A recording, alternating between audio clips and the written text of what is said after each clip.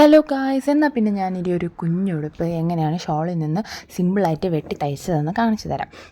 ആദ്യം തന്നെ നമ്മൾ കുഞ്ഞിൻ്റെ അളവെടുക്കണം. അതായത് ഉടുപ്പിന് എത്ര ഇറക്കം വേണം, എത്ര വണ്ണം വേണം, ഹിപ്പിൻ്റെ വണ്ണം എത്ര, പിന്നെ നമ്മൾ കൈയൊക്കെ തയ്ച്ചില്ലേ അതിൻ്റെ ഇതും എല്ലാം നമ്മൾ അളവ് കറക്റ്റായിട്ട് എഴുതി വെക്കണം. എഴുതി വച്ചതിന് ശേഷം ഞാനൊരു ഷോളിലാണ് ഇത് ചെയ്തെടുത്തത്. അപ്പോൾ നമ്മൾ തുണി എടുത്തതിന് ശേഷം അതിനകത്ത് ഇപ്പം ഒരു എക്സാമ്പിൾ പറഞ്ഞാൽ 20 മൊത്തത്തിലുള്ള വണ്ണം 20 ഒരു 40 എന്ന അളവിലാണ് ഞാൻ എടുത്തത്. അതായത് മോളുടെ വണ്ണത്തിൻ്റെ ഒരു ഇരട്ടിയും കൂടെ എടുത്തതിന് ശേഷം അത് അളന്ന്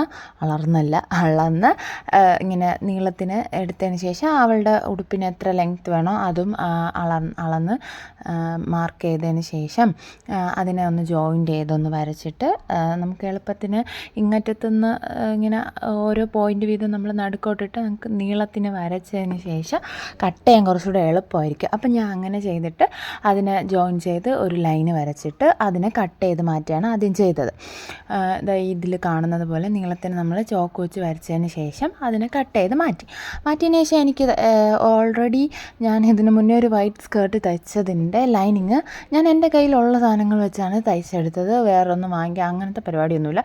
എൻ്റെ കയ്യിലുള്ളതൊക്കെ വെച്ച് അങ്ങോട്ടും ഇങ്ങോട്ടൊക്കെ മിക്സ് ആൻഡ് മാച്ച് ചെയ്തൊക്കെയാണ് ഞാൻ വെക്കുന്നത്. അപ്പോൾ ഞാൻ ഓൾറെഡി ഒരു സ്കേർട്ട് തയ്ച്ചതിൻ്റെ അടിയിലത്തെ ലൈനിങ് ആണ് ഈ ഒരു ഉടുപ്പിന് ലൈനിങ് ആയിട്ട് എടുത്തത്. എന്നിട്ട് അതും അതേ അളവിന് അളന്ന് വെട്ടിയെടുത്ത് മാറ്റിയതിന് ശേഷം പിന്നെ കൈ മോളുടെ കൈക്ക് ഞാൻ എടുത്തതെന്ന് വെച്ചാൽ അവളുടെ കൈക്ക് ഞാൻ ഫ്രണ്ട് സൈഡിൽ മാത്രമേ എടുത്തുള്ളൂ, ബാക്കിലോട്ട് അളവെടുത്തില്ല. അതായത് ഫ്രണ്ട് സൈഡിലെ ഇറക്കം 4 അപ്പോൾ 4 ബാക്ക് സൈഡും കൂടെ ആകുമ്പോൾ 8, എന്നിട്ട് അതിൻ്റെ ഒരു 8 കൂടെ ചേർത്താണ് 8 16 ഞാൻ അവളുടെ കൈയുടെ നീളം എടുത്തത്. എന്നിട്ട് അതിന് ഇച്ചിരി ഒരു 3 മീറ്റർ വീതി നമുക്ക് ആവശ്യമുള്ളതിന് കുഞ്ഞിന് എത്ര ഉണ്ട് ഭംഗി എന്നോ നോക്കിയിട്ട് ആ ഒരു വീതിയിൽ ഞാൻ 2 പീസ് കട്ട് ചെയ്തെടുത്തു കൈക്ക് വേണ്ടിയിട്ട്.